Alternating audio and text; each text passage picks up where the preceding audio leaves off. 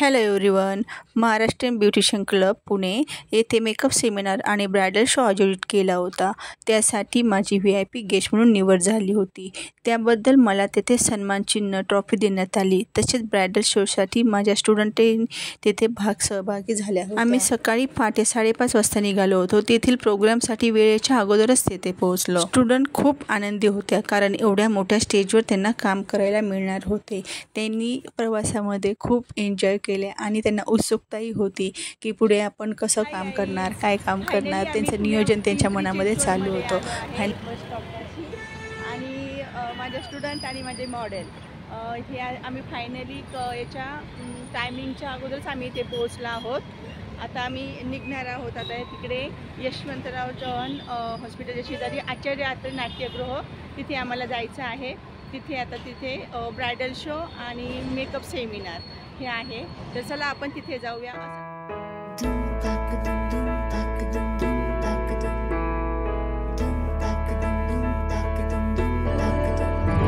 बादल झुकेंगे जब तक तुझे एहसास है, जागीर तेरी तेरा खजाना, ये तशनगी है, ये प्यास है,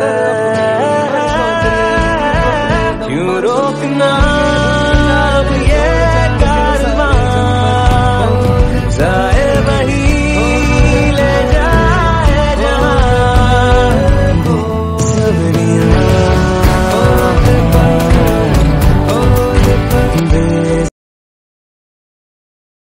तेथे आमची एंट्री 9:30 वाजता होती, पण आम्ही तिथे 8:30 वाजताच पोहोचल्यामुळे 1 तासाचा अवधी आमच्याकडे होता आम्हाला रेडी होण्यासाठी. तर आम्ही त्याच्या अगोदर म्हटलं की स्टुडंटला आम्ही तिथे नाश्ता करण्यास सांगितले. त्यांनी तिथे नाश्ता केला. त्याच्यानंतर कुठे काय वगैरे कोणता हॉल काय त्याच्या चौकशी आम्ही सरांना फोन केला.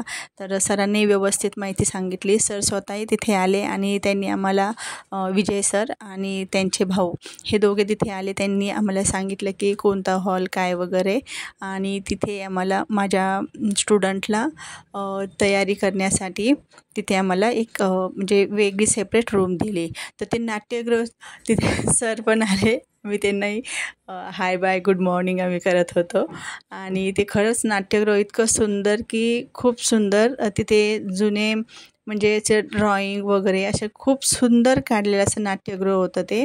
आणि मला तिथे आतमध्ये जाऊन जसं मंदिरात गेले असं वाटलं. आणि तिथे आम्हाला ब्रायडल शोसाठी मुलींना वेगळी सेपरेट रूम दिली.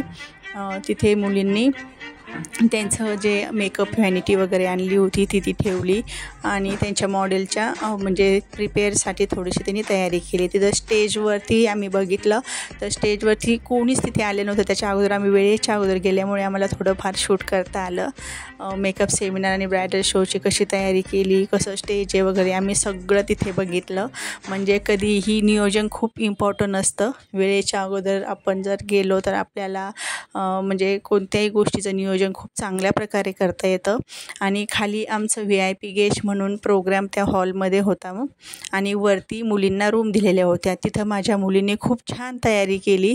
मुलींना हेअरस्टाईल, साडी ड्रॅपिंग, मेकअप, आणि त्यांनी ज्या प्रॉपर व्हॅनिटी आणल्या होत्या तर ते व्हॅनिटी बघू शकता तुम्ही. ते काम करताना थोड्याफार तर अस्ताव्यस्त होणारच सामान इकडे तिकडे काम करताना. त्यांनी प्रॉपर व्हॅनिटी आणून त्यांनी काम केलं होतं. कारण तुम्ही बघू शकता की मी जे शिकवलं होतं माझ्या स्टुडंटला ते तसंच त्या तिथे काम करते. ट्रॉफी वगैरे मिळाल्या. माझ्याकडे येऊन तुम्हाला कसं वाटलं, एवढ्या मोठ्या स्टेजवर त्या काम करायला त्या तयार होत आहेत, म्हणजे किती कॉन्फिडन्स त्यांच्यात येत आहे. आणि तुम्ही पाहिलेसुद्धा ह्या व्हिडिओमध्ये की किती छान त्यांनी मॉडेलिंग केली. आणि ह्या दोघींना खूप छान वाटतंय. कसं वाटतंय अश्विनी, आणि तुम्हाला एक्सपिरियन्स कसा वाटला आजच्या सेमिनारबद्दल म्हणजे ब्रायडल शोबद्दल? खूप छान वाटतंय आणि आमच्यासाठी हा नवीनच एक्सपिरियन्स आहे आणि आम्हाला वेगळा अनुभव मिळाला आणि खूप छान वाटतंय. आणि ट्रॉफी आणि सर्टिफिकेट मिळाले. ते बघा असं सर्टिफिकेट मिळालं त्यांना. आणि ट्रॉफी आणि ट्रॉफी असं ट्रॉफी म्हणजे खूप सुंदर असं त्यांना ट्रॉफी आणि सर्टिफिकेट मिळाले आणि फायनल त्या खूप सॅटिस्फॅक्शन त्यांचं की मॅम तुम्ही आमचं ब्रायडल शोमध्ये नाव दिलं. हे बघू शकता तिने काढलीसुद्धा बॅगमधून दाखवण्यासाठी सन्मान चिन्ह. म्हणजे असं नाही आहे की कुणाला मिळतं असं नाही, त्याच्यासाठी त्या दोघींची खरंच मेहनत आहे. त्यामुळे मी त्यांना अगोदर धन्यवाद मी माझ्या स्टुडंटला बोलेल, कारण माझ्या स्टुडंटनीच ते हे केले, स्ट्रगल केले आणि त्यांनी छान छान मॉडेल बनवले, छान छान तिथे सादरीकरण केलं स्टेजवरती आणि त्याच्यानंतर त्यांना हे ट्रॉफी आणि सर्टिफिकेट मिळालं. तर त्याच्याबद्दल खरंच तुम्हाला की इतक्या लांबून तुम्ही मुंबईवरून पुणे येथे आलात. म्हणजे ॲक्च्युली 8-9 मुली होत्या जवळजवळ, पण त्यांना इतक्या लांब येणं शक्य नाही झालं, तर ह्या दोघींनी केलं. मग ज्याला खरंच आवड असते तर ते इथे काय महाराष्ट्र बाहेरही जाऊ शकतं किंवा भारताबाहेरही जाऊ शकतं, फक्त आवड इम्पॉर्टंट असते.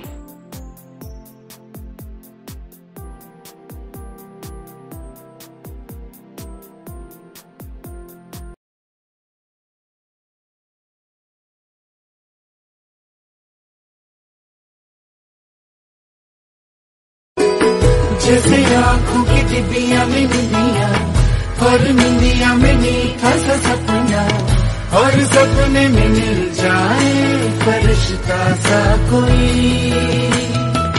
जैसे रंगों भरी पिचकारी, जैसे तितलियां फूलों की क्यारी, जैसे बिना मतलब का प्यारा रिश्ता हो कोई. चालता चालता एखादा दगड आडवा येईल. आता दगड आडवा आला म्हणून सुद्धा वाट बदलू नका, माघारी तर अजिबात फिरू नका. सरळ त्या दगडावर उभा राहा, स्वतःची उंची वाढवून घ्या आणि पुढे चालत राहा. चालता चालता पुढे एखादा महाकाय डोंगर आडवा येईल. आता डोंगर आडवा आला म्हणून माघारी फिरू नका, पळून तर अजिबात जाऊ नका. त्या डोंगराला धडका मारायचाही विचार करू नका. थोडे शांत राहा, त्या डोंगराचा नीट अभ्यास करा, निरीक्षण करा आणि सरळ त्या डोंगराला वळसा घालून पुढे निघून जा.